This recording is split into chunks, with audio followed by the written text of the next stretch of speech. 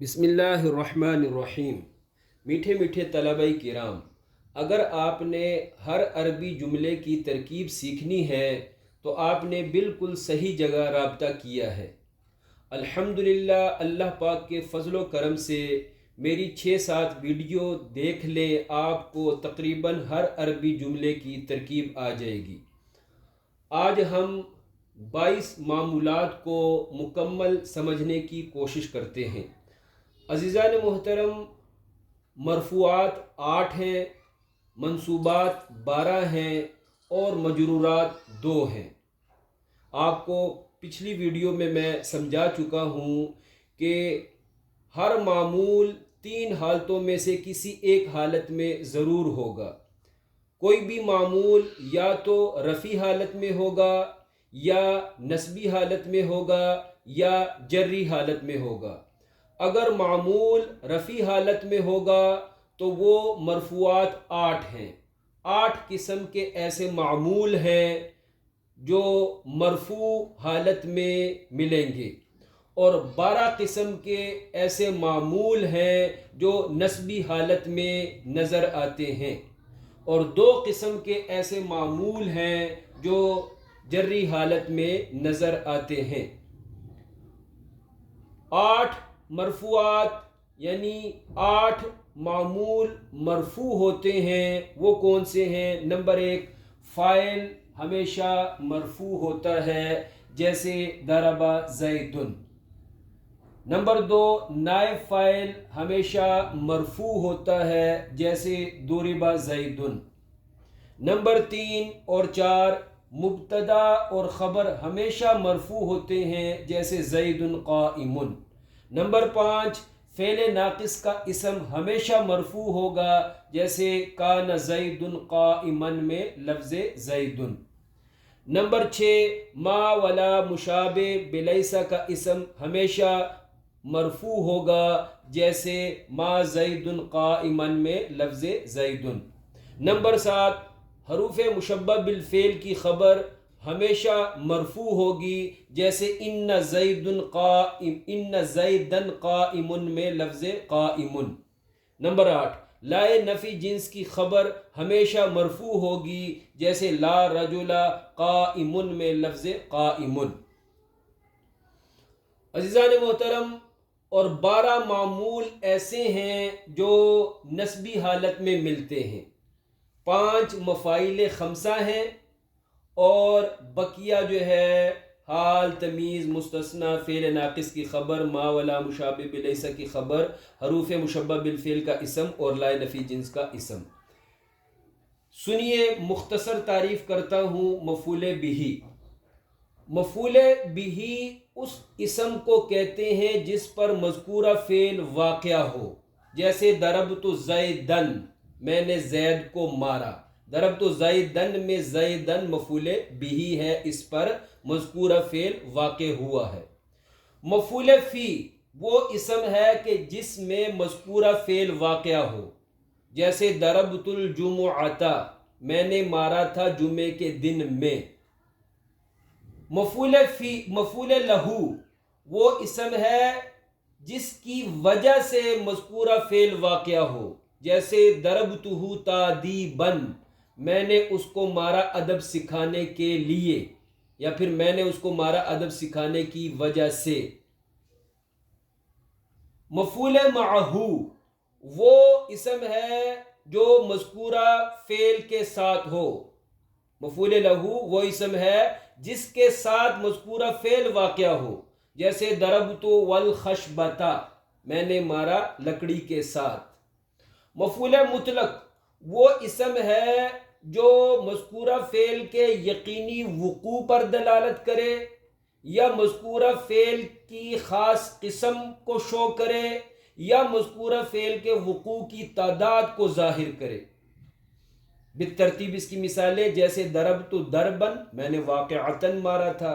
ضربت ضربا شدیدا، میں نے اسے سخت مارا تھا۔ اور ضربت ضربتین، میں نے اس کو 2 دفعہ مارا تھا۔ عزیزان محترم، یہ جو مفاعیل خمسہ ہیں، اردو میں اس کی پہچان، اردو میں اس کی نشانی آپ سمجھ لیں۔ مفعول بہی کا ترجمہ جب ہم کرتے ہیں تو مفعول بہی کے ترجمے کے بعد کا کی کو وغیرہ آ جاتا ہے. مثلا ضربت زیدن، میں نے مارا زید کو. اسی طرح ایک دوسری مثال لے لیں، اکلت خبزن، میں نے روٹی کو کھایا. مفعول فی کے اردو ترجمے میں کا ترجمہ آتا ہے. میں نے مارا جمعے کے دن میں. مفعول فی کے اینڈ میں کا ترجمہ آ جائے گا. میں نے روزہ رکھا جمعرات کے دن میں. مفعول لہو اس کے ترجمے میں کی وجہ سے کے لیے آ جاتا ہے. میں نے مارا ادب سکھانے کے لیے، ادب سکھانے کی وجہ سے. مفعول معہو کے ساتھ کا ترجمہ آتا ہے. میں نے مارا لکڑی کے ساتھ. مفعول مطلق اس میں یا تو خوب کا ترجمہ آئے گا یا خاص قسم یا تعداد شو کرنے کا معنی ہوگا. عزیزان محترم، چھٹا جو منصوب ہے وہ ہے حال. حال اس معمول کو کہتے ہیں جو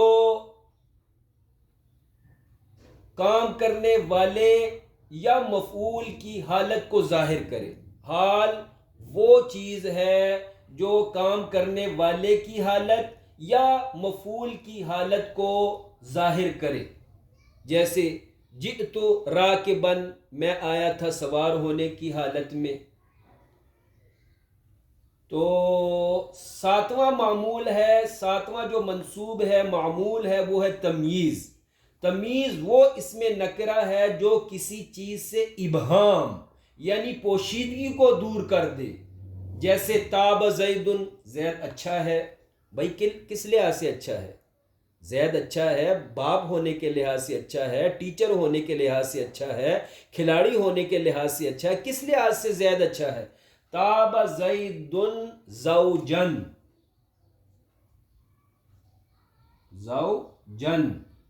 زید اچھا ہے خاوند ہونے کے لحاظ سے. تو تمییز کے اردو میں پہچان یہ ہے کہ تمییز کے اردو ترجمے میں آتا ہے لحاظ سے، بطور. مثلا زید اچھا ہے خاوند ہونے کے لحاظ سے، زید اچھا ہے بطور خاوند کے. تو بطور کے لحاظ سے یہ آ جاتا ہے اردو ترجمے میں. آٹھواں جو منصوب ہے، آٹھواں جو معمول ہے منصوبات میں وہ ہے مستثنی. مستثنی وہ اسم ہے کہ مثبت کلام والی بات اسی کی طرف منسوب نہیں ہوتی بلکہ کسی اور کی طرف منسوب ہوتی ہے. جیسے جاء الطلاب الا واحدا.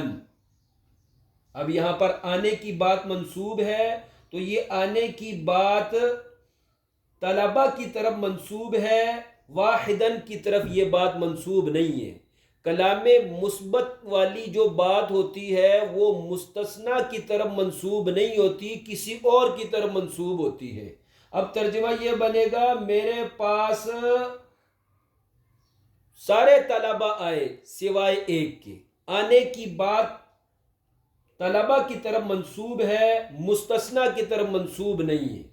لیکن کلام منفی میں مذکورہ بات مستثنی ہی کی طرف منسوب ہوتی ہے، کسی اور کی طرف منسوب نہیں ہوتی.